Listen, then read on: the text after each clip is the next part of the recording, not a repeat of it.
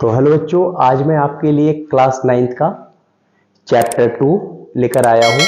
इससे पहले मैंने जो वीडियो बनाया था वो मोशंस के बेस पे बनाए थे। मोशंस में आपको बहुत सारे कंसेप्ट मैंने दिया था कि मोशंस किसे कहते हैं। मोशंस को डिफाइन करने के लिए बिना रेफरेंस पॉइंट के आप डिफाइन नहीं कर सकते हो। बहुत सारे कंसेप्ट बताया था। आज का जो अपने पास फिजिक्स का ये सेकंड चैप्टर है 9th क्लास का, force and law of motions, उसी से रिलेट करता है। हमने वहां पे मोशंस बताया था आपको, मगर ये नहीं बताया था कि मोशंस चेंज क्यों करता है। मैंने वहां पे वेलोसिटी के बारे में आपको बताया था, मगर ये नहीं बताया था कि वेलोसिटी चेंज क्यों करता है। तो आज इन सारी बातों का आंसर आपके पास आ जाएगा। और वेलोसिटी चेंज क्यों करता है, कोई भी बॉडी रेस्ट से मोशन में क्यों हो जाता है, कोई भी बॉडी मोशन से रेस्ट में क्यों आ जाता है, कोई भी बॉडी चलते हुए अपनी डायरेक्शंस को चेंज क्यों कर देता है। तो इन सब का आंसर एक है और दैट इज फोर्स। तो आज के इस लेक्चर्स में हम आपको जो टॉपिक करवाने वाले हैं, उस टॉपिक जो है अपने पास चैप्टर का जो नाम है वह है force and laws of motions, जिसके अंदर आज का जो कंटेंट है, आज जो हम आपको डिलीवर करने वाले हैं लेक्चर्स, उस लेक्चर्स के अंदर क्या क्या हमें स्टडी करना है। तो हमें स्टडी करना है लॉज ऑफ मोशंस के अंदर, स्टडी करना है फोर्स के बारे में कि फोर्स होता क्या है। तो सबसे पहले हम लोग ये जानेंगे कि फोर्स क्या होता है। आपने 8th क्लास में फोर्स के बारे में स्टडी किया होगा। उसके बाद हम लोग ये सीखेंगे कि डिफरेंट टाइप्स ऑफ फोर्स कौन कौन से होते हैं, जैसे फंडामेंटल फोर्स होते हैं और भी बहुत सारे फोर्स का आपने नाम सुना होगा। इलेक्ट्रोमैग्नेटिक फोर्स नाम सुना होगा, ग्रेविटेशनल फोर्स का नाम सुना होगा, मैग्नेटिक फोर्स का नाम सुना होगा, बहुत सारे मस्कुलर फोर्स का नाम सुना होगा। बहुत सारे फोर्स के बारे में डिस्कस करेंगे। उसके बाद हम सीखेंगे फोर्स को दो टाइप्स में हम लोग डिवाइड करते हैं, बैलेंस फोर्स और अनबैलेंस फोर्स।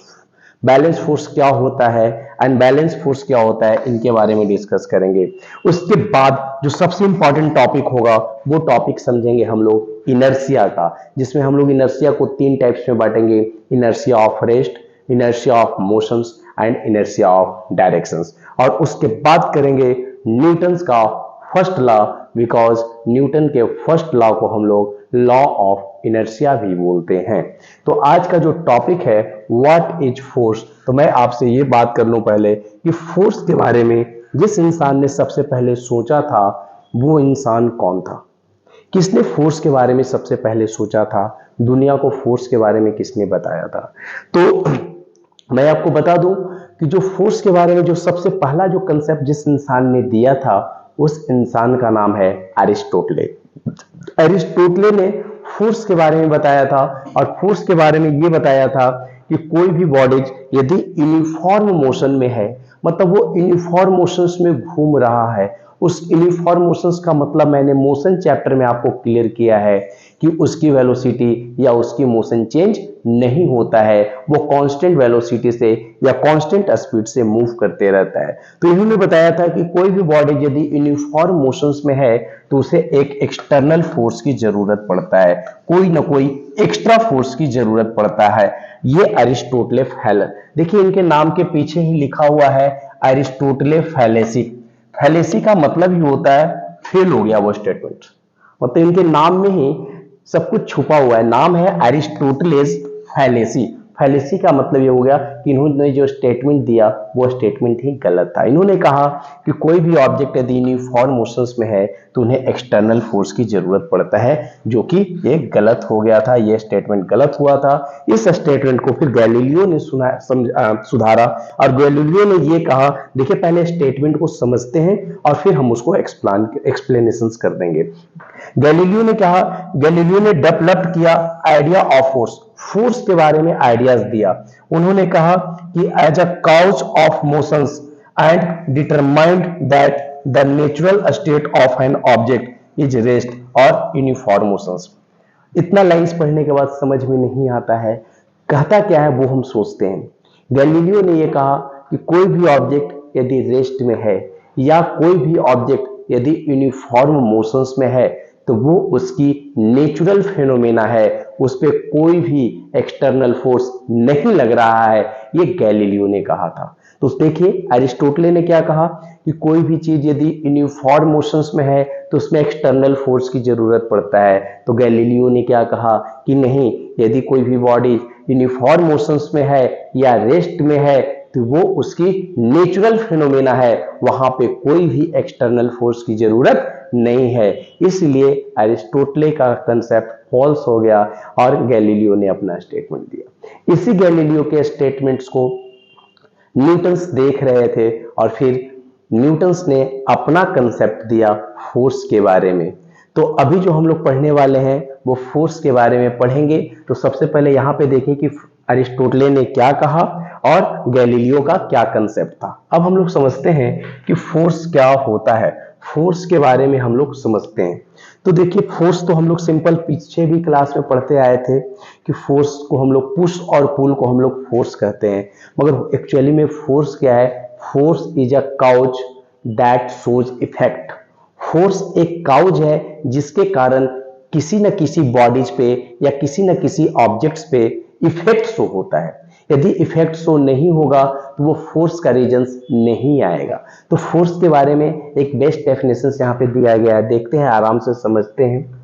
और force is any interactions, force जो है किसी भी प्रकार का इंटरेक्शंस है दैट व्हेन अनअपोज्ड, जब वो अपोज्ड किया जाएगा, will change the motion of the objects. मतलब हम लोग मोशंस चैप्टर में पढ़ रहे हैं तो हम लोग ये देखेंगे कि फोर्स जब कहीं पे लगाया जाएगा तो वो क्या करेगा?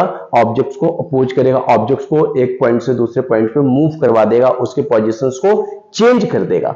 और देखिए 9th क्लास में जब हम फोर्स की जब भी बात करेंगे तो आप फोर्स को रिजल्टेंट फोर्स समझना, जिसके कारण इफेक्ट होता है, वही फोर्स हम यहाँ पे आपको बताएंगे। तो फोर्स के कारण 6 वर्किंग दिखाया गया है कि फोर्स के 6 काम होता है। यहाँ पे मैंने 6 वर्ड से आपको दिखाया है। जैसे क्या क्या दिखाया है कि यदि आप कोई बॉडी मोशंस में है, यदि आपने फोर्स लगाया तो बॉडी किस में आ जाएगा? रेस्ट में आ जाएगा, मतलब उसकी वेलोसिटी घट जाएगा। कोई बॉडी रेस्ट में है, जब आप फोर्स लगाओगे तो बॉडी का मोशंस मतलब रेस्ट से उस किस में आ जाएगा? मोशंस में आ जाएगा। कोई बॉडी मूव कर रहा है, मान लें कि 5 मीटर पर सेकंड से मूव कर रहा है, आपने जाकर के उसी डायरेक्शन में फोर्स लगा दिया तो उसकी स्पीड क्या हो जाएगा? बढ़ जाएगा।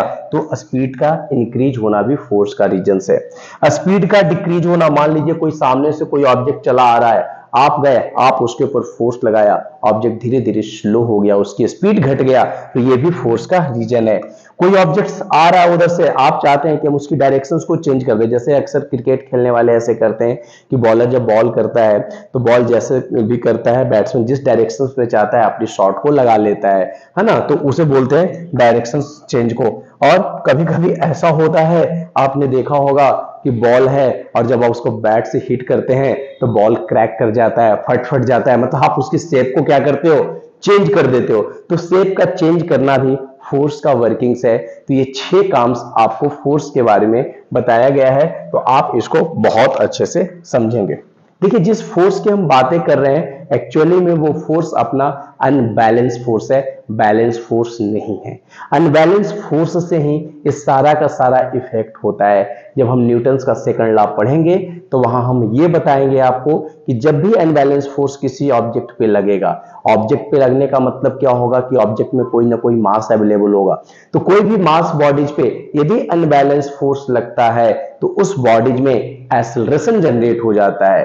तो जो फोर्स का मैग्नीट्यूड होता है, फोर्स का जो मैग्नीट्यूड होता है, mass of the bodies and acceleration generated in the body, दोनों के प्रोडक्ट के बराबर होता है। जब हम लोग सेकंड लॉ पढ़ेंगे तो वहां पे ये चीज क्लियर होगा। तो ये था फोर्स और ये था फोर्स के 6 वर्क।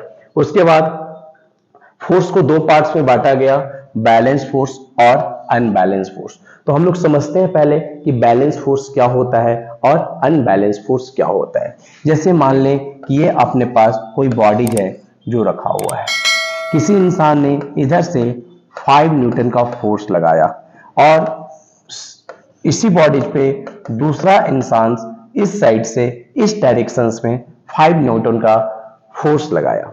अब 5 न्यूटन का फोर्स इस डायरेक्शन से इधर लगा और 5 न्यूटन का फोर्स इधर लगा, तो बताएं क्या ऑब्जेक्ट में मूवमेंट होगा या नहीं होगा? तो ऑब्जेक्ट में नो मूवमेंट, नो मूवमेंट। और जब मूवमेंट नहीं होगा, कोई इसकी चेंजिंग नहीं होगा, तो उसे हम लोग बोलेंगे बैलेंस फोर्स। अनबैलेंस फोर्स क्या होता है उसके बारे में सोचते हैं। जैसे मान लें अगेन ये बॉडीज है और इस पे इधर से 5 न्यूटन का फोर्स लगाया और इधर से मान लें 18 न्यूटन का फोर्स लगाया। अब आप जब देखेंगे तो देखेंगे क्या कि इस साइड वाले का फोर्स का मैग्नीट्यूड ज्यादा है और इस साइड वाले फोर्स का मैग्नीट्यूड कम है, तो जो बॉडी जो है वो इस डायरेक्शंस में मूव कर जाएगा और यहाँ पे जो रिजल्टेंट फोर्स आएगा या उसी को हम लोग बोलते हैं नेट फोर्स बोलते हैं। या जब भी हम फोर्स के बारे में आप 9th क्लास में बात करेंगे तो आप ये समझना कि हम अनबैलेंस फोर्स की बातें कर रहे हैं। तो जो नेट फोर्स की जो वैल्यू होगा वो 10 न्यूटन माइनस 5 न्यूटन हो जाएगा। रिजल्ट क्या आएगा 5 न्यूटन। तो ये 5 न्यूटन क्या आ गया, मैग्नीट्यूड्स आ गया, मगर डायरेक्शंस कहा जाता है कि डायरेक्शंस किस डायरेक्शंस में होगा। तो मैं आपको बता दूं कि फोर्स की मैग्नीट्यूड जिस डायरेक्शंस में ज्यादा होगा उसी साइड में ऑब्जेक्ट का मूवमेंट होगा। तो देखें यहाँ पे 5 न्यूटन है और यहाँ पे 10 न्यूटन है, तो आप खुद अपना सेंस लगा सकते हैं कि 10 न्यूटन बड़ा है या 5 न्यूटन बड़ा है। तो 10 न्यूटन वाला मैग्नीट्यूड बड़ा है तो ऑब्जेक्ट का जो मूवमेंट होगा वो इस डायरेक्शन में होगा। तो ये था आपके पास बैलेंस फोर्स और अनबैलेंस फोर्स। इसके बाद देखते हैं बैलेंस फोर्स और अनबैलेंस फोर्स में मेन क्या डिफरेंस होता है। स्कूल वाली मैडम या स्कूल वाले सर आपको ये डिफरेंस जरूर देते हैं कि what is the difference between balance force या और अनबैलेंस फोर्स। तो हम लोग ये समझते हैं कि बैलेंस फोर्स और अनबैलेंस फोर्स का मेन डिफरेंस क्या है। तो देखिए मैंने यहाँ पे एक स्लाइड्स बनाया है आपके बैलेंस फोर्स का डेफिनेशंस पढ़ रहा हूं मैं कि it is the conditions where net force acting on a body is zero. मतलब नेट फोर्स जो होगा वो बॉडी का कितना होगा, जीरो होगा। जैसे अभी यहाँ पे देखें ये वाले फोर्स वाले में मैंने दिखाया कि 5 न्यूटन इधर जा रहा है, 5 न्यूटन इधर जा रहा है, तो नेट फोर्स जो है यहाँ पे क्या होगा, नेट फोर्स यहाँ पे जो है वो जीरो होगा। तो this one is the examples of balance force. उसके बाद अनबैलेंस फोर्स में हम जब दिखाएंगे तो यहाँ पे जो नेट फोर्स की वैल्यू होगा, यहाँ पे देखें नेट फोर्स जीरो के बराबर नहीं है, कोई ना कोई न्यूमेरिकल्स वैल्यू है, तो ये आपका नेट फोर्स होगा। कहने का अर्थ है कि एफ नेट की वैल्यू जो है वो जीरो के बराबर नहीं होगा। उसके बाद हम लोग चलते हैं दोस्त, यहाँ पे देखिए लिखा है it is the conditions where net force acting on a body is not zero, मतलब जीरो के बराबर नहीं है, नॉट जीरो है। उसके बाद जब फोर्स लगेगा ही नहीं, तो न्यूटन्स ने कहा था कि जब आप किसी बॉडी पे फोर्स लगाते हो, फोर्स बोले तो अनबैलेंस फोर्स लगाते हो, तो बॉडी की वेलोसिटी चेंज हो जाती है और वेलोसिटी चेंज हो जाता है तो एक्सेलरेशन जनरेट हो जाता है। तो आप खुद बताएं कि क्या बैलेंस फोर्स लगाने से एक्सेलरेशन जनरेट होगा क्या? तो राइट आंसर है जनरेशन नहीं होगा। इसलिए यहां पे लिखा है कि नेट एक्सेलरेशन इज जीरो, मतलब ए की वैल्यू यहां पे क्या हो जाएगा, जीरो हो जाएगा। मगर जब आप अनबैलेंस फोर्स लगाएंगे तो यहां पे एक्सेलरेशंस जनरेट होगा। आई डोंट हैव आइडिया कि वो एक्सेलरेशंस का मैग्नीट्यूड क्या होगा। उसके बाद हम बात करते हैं, ये था फर्स्ट डिफरेंस, ये था सेकंड डिफरेंस, मतलब फर्स्ट ये हो गया, सेकंड ये हो गया। थर्ड डिफरेंस पे बातें करेंगे हम लोग कि it is the reasons behind maintaining the previous inertia of the body. देखिए लाइन को जब आप पढ़िएगा तो आपको समझ में नहीं आता।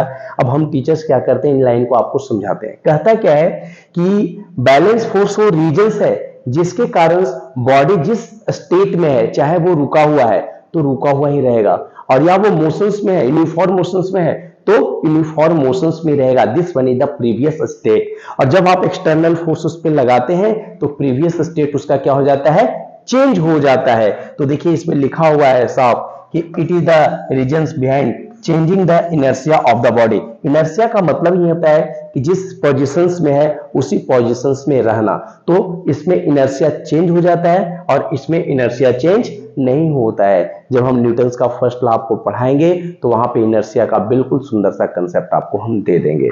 उसके बाद आया कि body will be at rest और यूनिफॉर्म मोशंस। यदि बॉडी रेस्ट में है या यूनिफॉर्म मोशंस में है, या मतलब उसी को हम लोग बोल सकते हैं कि कांस्टेंट स्पीड के साथ मूव कर रहा है, तो according to the previous inertia. तो ये भी कंसेप्ट मिला जुला करके थर्ड का ही मिक्सिंग कंसेप्ट है। ये कह रहा है कि कोई बॉडी रेस्ट में है चाहे वो यूनिफॉर्म मोशंस में है तो वहां पे बैलेंस फोर्स काम कर रहा है। मगर जैसे ही अनबैलेंस फोर्स काम करेगा तो जो रेस्ट वाला बॉडी है मोशन में आ जाएगा, मोशन वाला बॉडी रेस्ट में आ जाएगा, जिसके कारण वेलोसिटी चेंज हो जाएगा। और आपको मैंने बताया है कि जहां पे वेलोसिटी चेंज होता है वहीं पे क्या होता है, एक्सेलरेशन जनरेट होता है। तो यहां पे देखें, body will be moving with uniform acceleration, body uniform acceleration से मूव करने लगेगा। तो ये था आपके पास बैलेंस और अनबैलेंस फोर्स की कहानी। इसके बाद हम आपके साथ मिलेंगे न्यूटन्स के लॉज के साथ। न्यूटन्स का फर्स्ट लॉ क्या था, न्यूटन्स का सेकंड लॉ क्या था, न्यूटन का थर्ड लॉ क्या था। तब तक क्या कहना, थैंक यू।